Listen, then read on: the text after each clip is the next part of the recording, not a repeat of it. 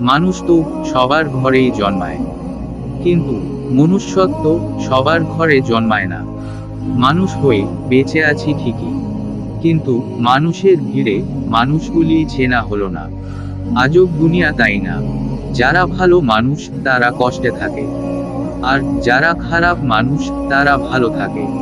দুনিয়া খারাপ, খুব খারাপ।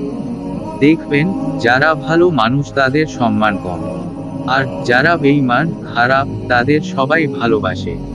দিন দিন যতই বড় হবেন ততই বুঝতে পারবেন, এই পৃথিবীতে কেউ কারো আপন নয়। স্বার্থের দুনিয়া। দেখবেন, আপনি সবার কাছে ভালো হওয়ার চেষ্টা করবেন, সবাই আপনারে ঠকাবে।